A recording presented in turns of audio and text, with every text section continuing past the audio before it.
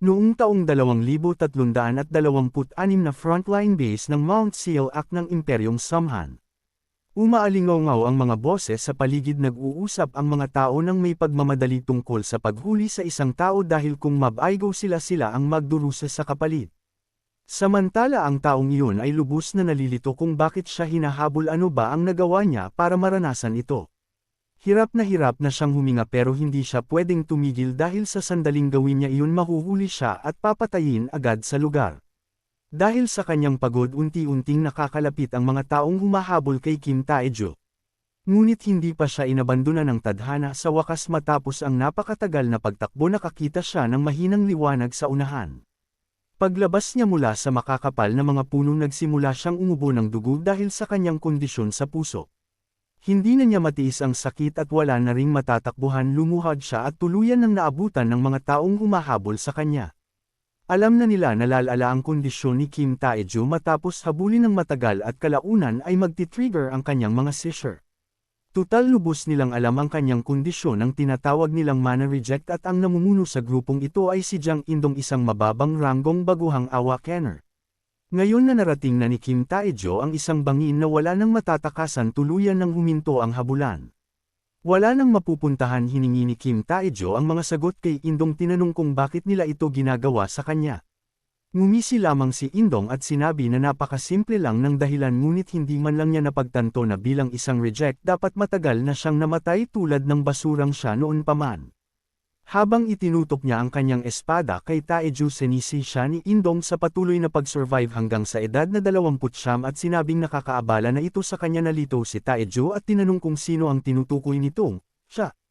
Nagsimulang manginig ang kanyang mga kamay habang unti-unti niyang napagtanto kung sino ang babaeng ito. Tinipon ang natitira niyang lakas ng loob, tinanong niya kung si Honda Mitsoy ba ito.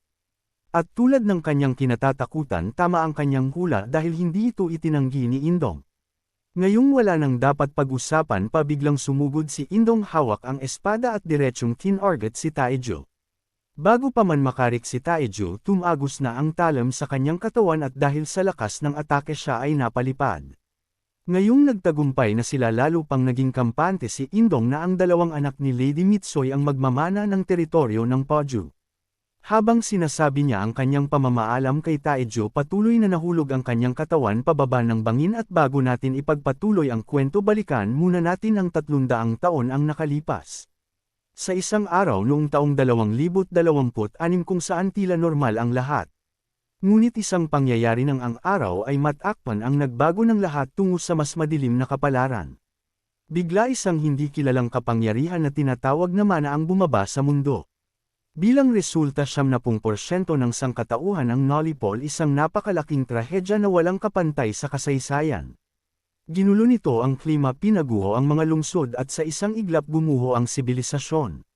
Matapos ang pangyayaring iyon, lumipas ang 300 taon at pagsapit ng taong 2326 ang mga nakaligtas ay nakaangkop na sa mana at muling itinayo ang sibilisasyon. Gayunpaman, sa paglitaw ng mga halimaw na hayop at mga makamandag na halaman na na-mutate dahil sa mana, nagsimula ang isang bagong digmaan. Habang tumatagal ang digmaan, naitatag ang isang sistemang caste batay sa kakayahan sa mana. Ang ama ni Taejo ay isang top-tier awakened, isang master at brigadier general, si Kim Wongbang. Sa kabila ng pagiging panganay na anak, malayong malayo si Taejo sa antas ng kanyang ama. Siya ay may kondisyon na tinatawag na mana reject at unti-unting namamatay dahil sa mana poisoning.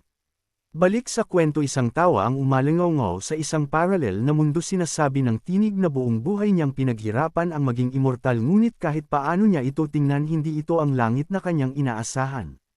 Habang inoobserbahan niya ang mga gusali ng kanyang angkan, napansin niyang halo ito ng kakaibang mga istruktura, dahilan upang magtaka siya kung ano ang mga iyon at kung nasaan nga ba siya. Isang ngiti ang sumilay sa kanyang mukha nang mapansin niya ang isang lalaking nakahandusay sa lupa. Tinanong niya ito kung may ideya ba ito kung anong lugar ito.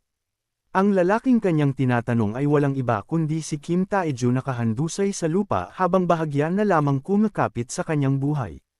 Habang dahan-dahan niyang iminulat ang kanyang pagod na mga mata, nagtataka siya kung paano siya nabuhay matapos mahulog mula sa ganoong kataas na lugar. Nang makita na hindi sumasagot si Taejo, nagsimulang lumakad papalapit ang lalaki sa kanya. Gamit ang isang hindi kilalang kapangyarihan iniangat niya si Taejo, pinilit itong tumayo at ipakita ang kanyang mukha. Habang nagkakaharap ang dalawa, may kakaibang nangyari. Ang pangalan ng matandang lalaki ay Tang Ganak, ang pinuno ng Sichuan Tang clan, ang rurok ng lason at mga nakatagong sandata. Nang ang kanyang mundo ang Jiangho ay lamunin ng demonic cult, hindi siya basta nanood lamang. Sa isang dakot ng lason tinunaw niya ang tinatawag na Heavenly Demon, ang pinuno ng demonic cult. Siya ang naging ganap na pinuno ng Murm at ang dahilan kung bakit alam ni Taejo ang lahat ng ito ay dahil iisa ang kanilang kaluluwa. Ang kapalarang pagtatagpong ito ay nangyari habang nananatili si Ganak sa kanyang tirahan. Sa kanyang katandaan, nakatuon siya sa cultivation, hinahangad ang pag-akyat, lumulutang sa hangin habang nakapikit at nakakross ang kanyang mga paa. Sa sandaling iminulat niya ang kanyang mga mata, nag-ugnay ang kanilang mga kaluluwa bilang iisa. Sa oras na nakilala nila ang isa't isa, nagsimulang damaloy ang kanilang mga alaala sa isa't isa. Hindi makapaniwala si Taejo sa nangyayari, tinanong si Tang Ganak kung siya nga ba talaga ito. Habang nagkakahalo ang kanilang mga alaala, hindi maitago ni Tang Ganak ang kanyang pagkabighani. Ang binatang nasa harap niya ay ang kanyang katapat mula sa ibang mundo na may iisang kaluluwa. Sa kabila ng kanyang napakalakas na kapangyarihan sa Jiangho, si Taejo ay mahina at may dalang kondisyon na tinatawag na mana reject. Kahit na pareho sila ng potensyal, kinamuhian si Taejo ng iba. Maging ang mga taong tinawag niyang pamilya ay itinakwil siya dahil sa kanyang kondisyon. Ngayon tuluyan ng naunawaan ni Ganak ang lugar na kinalalagyan nila ay ang kanilang mindscape sa simula pa lamang. Siya si Ganak at si Taejo ay si Ganak. Sa tulong ng karanasan at kaalaman ni Ganak sa Jiangho, kumpiyansa siya na kung sisimulan ni Taejo ang cultivation gamit ang kanyang mga pamamaraan, maaari rin siyang maging pinakamataas na master sa mundong kanyang ginagalawan. Habang iminulat ni Taejo ang kanyang mga mata sa loob ng mindscape, agad na may nagbago. Isang bagong kapangyarihan ang nagsimulang damaloy sa kanyang katawan at sinabi sa kanya na gamitin ito upang mamuhay ayon sa kanyang kagustuhan. Habang unti-unting naglalaho ang mindscape kasama si Ganak, ang kanyang tunay na katawan ay nanatiling nakahandusay sa malamig at matigas na lupa. Ang huling salitang iniwan ni Ganak sa kanya ay isang pagbati ng swerte sa laban at babala na ang hinaharap ay hindi magiging mabait sa kanya. Matapos marinig ang mga huling salitang iyon, tuluyang nagkamalay si Taejo na pagtanto na ang nangyari ay hindi basta panaginip lamang.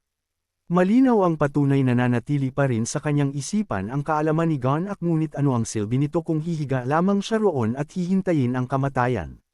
Pinilit niya ang bawat natitirang lakas ng kanyang katawan, hinawakan ng lupa at sinabi sa sarili na kailangan niyang mabuhay. Kailangan niyang matutunan ang martial art na nagbigay kay Ganak ng titulong pinakamataas na master, ang sining na lalong lumalakas habang mas maraming lason ang nilalamon, ang formless primordial poison spirit art. Sa kabutihang palad para kay Taejo, maraming makamandag na halaman ang nakakalat sa paligid niya at matapos itong pitasin ng sariwa mula sa lupa, kinulubot niya ang kanyang katawan at nagsimulang nguyain ang mga makamandag na halaman na kanyang nakuha. Binaliwala niya ang lasa dahil alam niyang kung nais niyang mabuhay, wala siyang ibang pagpipilian kundi kainin ang mga ito. Kung magagawa niyang gawing internal energy ang lason na kanyang kinain at makabuo ng poison essence, lumikha ng isang dantian na naglalaman ng lason. Kung gayon, maaari niyang putulin ang kapalaran ng isang reject sa pamamagitan ng muling pagbuo ng kanyang katawan at sa bagong lakas na ito. Mabubuhay siya at pananagutin niya silang lahat sa kanilang ginawa, simula kay Jiang Indong, ang mismong taong muntik nang pumatay sa kanya. Lumipas ang ilang oras mula nang mahulog si Taejo sa bangin, ngunit sa halip na umalis nang hindi kinukumpirma ang kanyang kamatayan, bumaba si Indong at ang kanyang mga tauhan at nagsimulang hanapin siya. Gusto nilang masigurado na tunay ng patay na si Taejo bago sila bumalik, ngunit kahit ilang oras na ang lumipas sa paghahanap, hindi pa rin nila natagpuan ang kanyang katawan. Dahil dito nakaramdam ng kaba si Indong gaano ba kahirap hanapin ang isang bangkay. Makalipas ang ilang sandali, sa wakas ay namataan nila si Taejo, ngunit nang makita nilang siya ay humihinga pa at nakaupo ng tuwid, nalito sila kung paano siya nakaligtas sa kanyang mga sugat at sa pagbagsak. Hindi lamang siya buhay kundi naramdaman din nila ang kakaibang aura sa kanyang katawan at nanatili siyang kalmado kahit papalapit sila. Inisip nila kung ang nangyayari kay Taejo ay isang mana reaction, ngunit nagkamali sila, hindi siya sumasailalim sa mana reaction, ginagamit niya ang poison essence upang mag-ipon ng internal energy. Lubhang kainahinala ito para sa isang taong tinawag na mana reject ngunit hindi ito pinansin ni Indong at inutusan na lamang ang kanyang mga tauhan na patayin si Taejo bago pa may mangyaring hindi inaasahan. Agad kumilos ang kanyang mga tauhan hinugot ang kanilang mga sandata upang tuluyan ng patayin si Taejo at tapusin ang kanilang misyon. Sa kabila ng panganib na natiling nakapikit si Taejo, ngunit sa sandaling lumapit ang isang talam sa kanya nagbabanta sa kanyang buhay. Tuluyan niyang iminulat ang kanyang mga mata handa na sa kung anong darating. Gamit ang kanyang bagong kapangyarihan sinalag niya ang atake gamit ang kanyang hubad na kamay dahilan upang mabigla ang mga tauhan ni Indong. Hindi nila maintindihan ang kanilang nasaksihan ni kung paano nakaligtas si Taejo. Habang tinitingnan ng kanyang kamay at ang bagong lakas na bighani si Taejo ito ba ang pakiramdam ng internal energy. Kinuyam niya ang kanyang kamao iniisip na sapat na ito sa kapangyarihang ito maaari na niyang pagbayarin ang mga ito sa kanilang ginawa. Sa kabila ng muntik na niyang ikamete sa kanilang mga kamay kanina hindi niya mapigil ang ngumiti dahil ngayon hindi na niya kailangang hanapin pa sila na mismo ang lumapit sa kanya. Natawa si Indong hindi siya makapaniwala sa kalmadong asal ni Taejo lalo na't wala pa itong markang tulad niya. Kahit wala siyang markang hindi ito nakaapekto kay Taejo dahil matapos niyang makita ang sarili niyang kakayahan alam niyang sapat na ito upang harapin sila. Ang tinutukoy ni Indong ay ang mga rank markang na lumilitaw sa mukha ginagamit upang iuri ang mga awakener mula master hanggang user.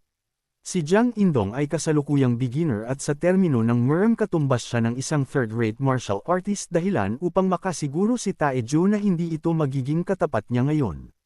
May kumpiyansa niyang tinanong si Indong kung tapos na ba ito sa pagsasabi ng huling mga salita at nang marinig iyon tinawag siya ni Indong na isang hambog na walang alam sa kanyang lugar. Kinapa ni Taejo ang kanyang bulsa at naglabas ng isang dakot ng mga barya. Gagamitin niya ang mga baryang ito bilang sandata balak niyang bayaran ng buo ang lahat ng ginawa nila sa kanya.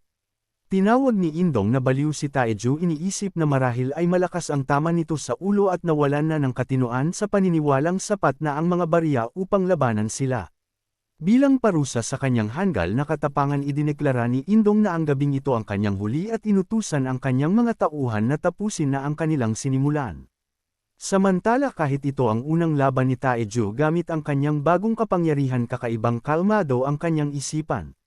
Naisip niya kung dahil ba ito sa mga alaala ni Gonak na nagsanib sa kanya noong kanilang kapalarang pagtatagpo. Kahit tinanggihan siya ng mana nananatili pa rin sa kanya ang landas ng Poison Demon. Dahil dito nagkaroon siya ng kumpiyansa na mabubuhay siya basta't malagpasan niya si Indong at ang mga tauhan nito dito at ngayon. Tulad ng sa mga alaala ni Gonak ginamit ni Taejo ang Flying Dagger Art Swift Strike at inihagis ang lahat ng barya patungo sa mga tauhan ni Indong. Sa eksaktong pagtama hindi lamang niya natamaan ang lahat ng sumugod sa kanya kundi bawat barya ay tumama sa kanilang vital point ang ulo. Wala silang nagawa laban sa atake umikot ang kanilang mga mata at agad silang bumagsak na patay sa lugar. Ngunit malayo pa si Taejo sa pagtigil gamit ang Blood Seal Poison Palm agad niyang isinara ang distansya. Inihanda ang kanyang palad para sa pag-atake tinutukan niya si Indong na nasa likuran na nagulat sa bilis ng pangyayari. Dahil sa bigat ng tama napalipad ang katawan ni Indong palayo sa kanyang kinatatayuan.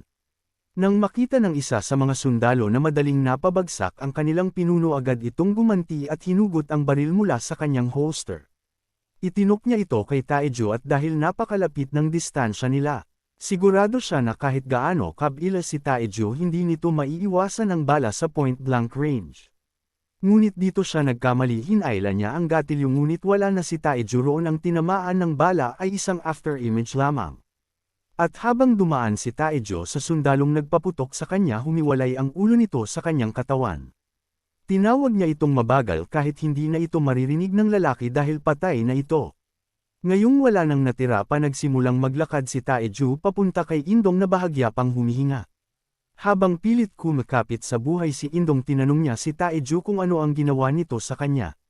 Nang makita kung paanong ang isang awakener tulad ni Indong ay naging walang laban sa isang atake na pag-isip-isip ni Taejo na mahina ang mga awakener laban sa lason. Hindi pa rin maunawaan ang nangyari tinanong ni Indong kung paano nagawa ni Taejo ang ganoong kakayahan nang walang kahit anong markang.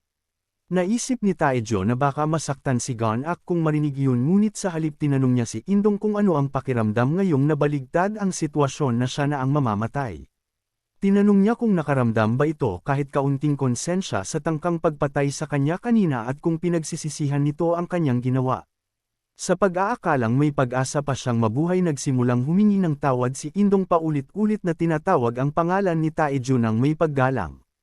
Ngunit sa halip na tanggapin ang kanyang paghingi ng tawad, hinawakan ni Taejo si Indong sa leeg. Unti-unti niyang hinigpitan ang kanyang hawak habang itinataas ito sa ere. Bilang huling paraan, nagsimulang magbanta si Indong, pinaalalahanan siya na may makapangyarihang taong sumusuporta sa kanya. Ngunit wala itong pakialam kay Taejo at sa sandaling mabanggit ang kanyang madraste, tinapos niya ang buhay ni Indong gamit ang kanyang sariling mga kamay. Sa kabila ng malagim na pagkamatay ni Indong, hindi man lang kumurap ang mga mata ni Taejo. Dahil simula pa lamang ito, pinatigas niya ang kanyang puso sa mga darating pa, lalo na ngayon na inilabas na niya ang kanyang mga pangil. Isang munting ngiti ang sumili sa kanyang mukha. Unti-unti itong naging mas madilim dahil wala siyang balak na sumuko ng tahimik matapos ang mga taong dinanas niyang diskriminasyon. Ang Imperyong Samhan, isang bansang itinatag matapos ang Mana Cataclysm, ay nabuo mula sa pagsasanib ng dating mga teritoryo ng Korea, China at Japan. Ang bayan ni Taejo na Pojo ay kabilang din sa Imperyong Samhan, isang maliit at lubhang mahirap na lungsod at sa mismong lugar na iyon. Ang kanyang ama si Kim Wongbang ay biglang nakatanggap ng balita tungkol sa pagkakatanggal ni Taejo sa serbisyo. Ipinaalam sa kanya na nagkaroon ng tangkang pagpatay habang nakadeploy ang kanyang unit.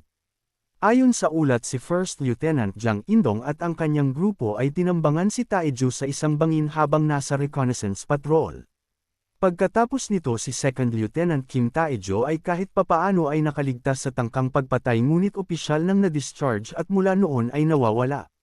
Dagdag pa sa ulat, sinasabing si First Lieutenant Jang Indong at ang kanyang grupo ay inatake at nilamon ng mga halimaw habang tumatakas sa lugar. Nagtaka si Wongbang kung bakit nangyari ang ganoon, ngunit sa karagdagang investigasyon lumalabas na ang pag-atake ay iniutos ng mga opisyal na may kaugnayan sa Japan. Sa sandaling marinig ni Wongbang na may kaugnayan ito sa Japan, agad siyang nagkaroon ng hinala kung sino ang nasa likod nito. Mahinang binulong niya sa sarili kung gawa ba ito ni Mitsoy. Si Honda Mitsoy ay anak ng isang kilalang pamilyang Hapones na isinama sa Imperyong Samhan at ina ng mga kapatid ni Taejo sa ama na sina Taepyeong at Taechian. Naniniwala siya na sinubukan ni Mitsoy na ipapatay si Taejo upang maipasa ang teritoryo ng Pojo sa kanyang mga anak na compatible sa mana dahil matagal na nitong hinihintay ang pagkamatay ni Taejo. Ngunit nang makita niyang nabuhay pa ito hanggang sa edad na 29, marahil ay naubos na ang kanyang pasensya, kaya naghanap na siya ng tulong mula sa labas upang ipagawa ang pagpatay.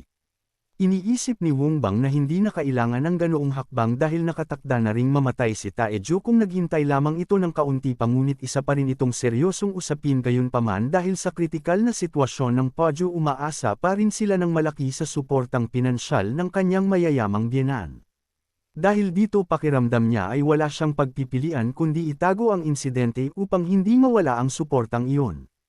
Matapos magpasya, sinabi niya sa kanyang tauhan na siya na ang bahala sa lahat at maaari na itong umalis. Bilang isang mana reject, nakatakda si Taejo na mamatay sa isang mana rampage balang araw ang mabuhay hanggang edad na 29 na ay isa ng himala.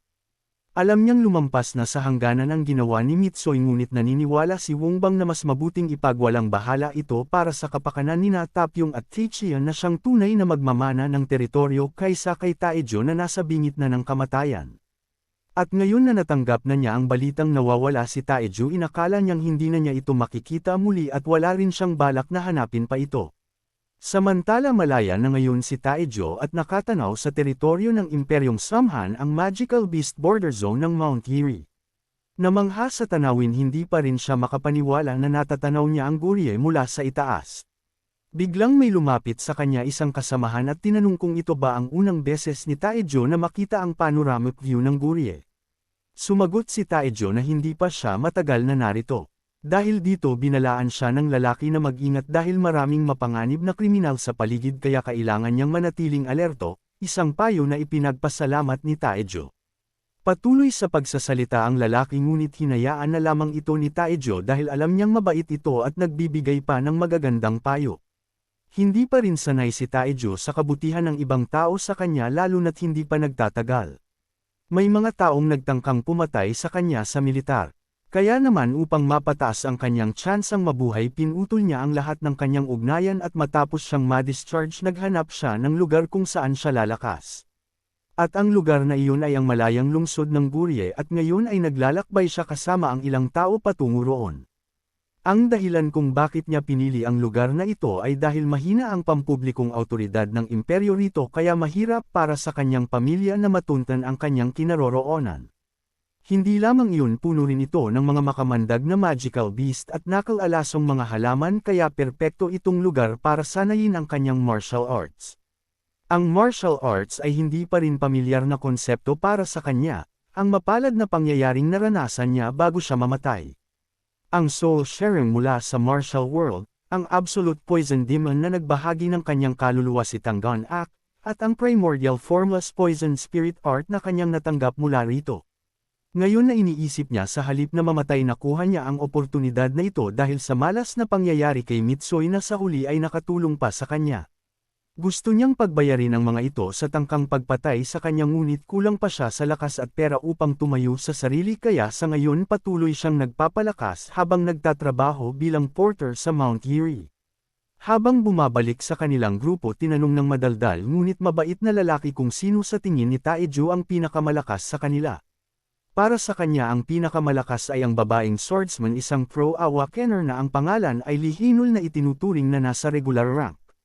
Namangha rin si Taejo dahil mukhang bata pa ang babae. At kung ikukumpara kay Jang Indong mas mataas ng isang antas ang babaeng ito. Sa masusing pagtingin napansin ni Taejo na may mali sa galaw ng kanyang mana. Nagsimulang maglakad ng pasuray-suray si Hinol na mumula ang kanyang mukha habang hinahawakan ang kanyang katawan na tila nilalamig. Pagkatapos biglang pumuti ang kanyang mga mata. Bumagsak siya sa lupa na walang malay habang naguguluhan ang iba sa nangyari. Ngunit nang makita nila ang insektong lumabas sa katawan ni Hinol. Nagbabalaan sila sa isa't isa na huwag magpakagat sa mutant three-striped mosquito kung ayaw nilang matulad kay Hinol. Samantala hindi natarante si Taejo at patuloy lamang na pinagmasdan ang lamok habang ito ay lumilipad palayo. Isang miyembro ng kanilang grupo na may hawak na staff ang nagsabi na lumayo sila at siya na ang bahala rito. Sinimulan niyang atakihin ang lumilipad na lamok gamit ang isang malaking bola ng apoy. Sa lakas ng atakeng yun kahit si Taejo at ang kanyang madaldal na kaibigan ay napaisip na sobra na iyon para sa isang maliit na lamok. Hindi pa rin maintindihan ni Taejo kung bakit sila nag-aalala ng ganoon kaya ipinaliwanag ng madaldal na lalaki na kapag nakagat sila ng lamok na iyon pansamantalang nawawala ang kanilang mana. At sa matitinding kaso nawawalan pa ng malay, tulad ng nangyari kay Hinol. Maraming grupo na ang nalipol ng simpleng lamok na iyon kaya makatuwiran kung bakit sila kinakabahan. Sa masusing pagtingin sa kondisyon ni Hinol at pag-alala sa paliwanag ng lalaki na isip ni Taejo na tugma ito sa isang uri ng lason mula sa mga alaala ni Gon Ak. Kaya sa halip na tumayo lamang ginamit niya ang pagkakataong ito upang suriin si Hinol gamit ang kanyang poison spirit art. Nagsimulang manginig ang kanilang mga kamay sa kaba dahil hindi ito lugar kung saan karaniwang lumilitaw ang mga lamok. Kaya ipinaalam niya sa kanilang team leader na dapat silang umatras na agad nitong sinang-ayunan dahil nawalan na rin ng malay ang pinakamalakas sa kanila. Biglang may narinig na kaluskos mula sa matataas na damo. Agad itong nakatawag ng kanyang pansin nag-ingat sa paparating na panganib. Sinabi niya sa lahat na maghanda dahil maaaring may darating na laban. Ngunit isa lamang itong kuneho, isa pa ring magical beast ngunit nasa pinakailalim ng food chain. Nang makitang wala naman itong dapat ikabahala may ilan pang natawa habang ang iba ay napabuntong hininga. Ipinaalam nila sa grupo na maaari na silang magpahinga at bumalik, ngunit dito sila nagkamali. Biglang may umatake mula sa hindi inaasahan at tinamaan ang kanilang leeg. Agad silang napugutan ng ulo habang ang kanilang kasamahang may pulang buhok ay naiwan sa gulat sa kanyang nasaksihan. Habang bumabagsak ang kanilang mga walang buhay na katawan sa lupa isa-isa nang lumabas ang tunay na mga salarin mula sa paligid. Berdeng balat at matipunong katawan, mga katangian ng mga halimaw na kilala bilang orc, at napakarami nila. Nagpakawala sila ng malakas na ungol pinayanig ang hangin at lalo pang nagdulot ng takot kina Taejo at sa kanyang grupo. Gayunpaman nanatiling kalmado ang kanilang mage, sinabihan ang iba na kunin ang mga sugatan at umatras habang susubukan niyang bumili ng oras para sa kanila. Maging ang madaldal na lalaki ay natahimik habang unti-unting kinakain ng pag-aalala. Samantala iginiit ni Taejo na mananatili siya sa likod sa halip na sumunod sa iba na tumatakbo na patungo sa kaligtasan. Hindi maintindihan ng lalaki kung ano ang balak ni Taejo lalo na't wala silang laban at nagsisilbi lamang bilang mga porter, ngunit sa dami ng mga orc nais pa rin ni Taejo na tumulong. Binuhat niya si Hainol at inilagay sa likod ng madaldal na lalaki. Gayunpaman sinubukan pa rin siyang kumbonsihin ng lalaki na sumama, sinasabing kahit manatili siya o hindi ay wala ring magbabago. Iginiit ni Taejo na hindi siya magbabago ng desisyon. Sinabi niyang wala ng oras, kailangan na nilang umalis at siya ang mananatili upang magbigay ng kahit kaunting suporta sa kanilang mage. Sa wakas pinayagan na siya ng lalaki, sinabing babalik siya agad matapos humingi ng tulong. Samantala hindi mapigilan ni Taejo na ngumiti dahil magagawa na niya ang kanyang nais. Bago siya kumilos patuloy niyang iniisip na may kakaiba, bukod sa lamok tila organisado rin ang galaw ng mga orc. Gayunpaman patuloy pa rin ang mage sa kanyang laban. Nabawasan niya ang bilang ng mga orc ngunit kaunti lamang. Dahil sa dami ng mga ito may ilang nakalusot at nagsimulang tumungo sa mga porter na nagdulot ng kanyang pag-aalala. Kaya sa halip na ipagpatuloy ang pag-atake sa harapan, bigla siyang tumigil. Lumikha siya ng isang pader ng apoy, pinalibutan ang sarili at ang mga orc na maaaring makalusot upang pigilan silang maabot ang mga porter. Nang makita ito, humanga si Taejo sa kanyang kakayahan, ngunit dahil sa desisyong iyon, iniwan niyang bukas ang sarili sa mga orc na umatake mula sa harapan at ngayon ay nalalagay sa panganib ang kanyang buhay dahil pinili niyang protektahan ang iba.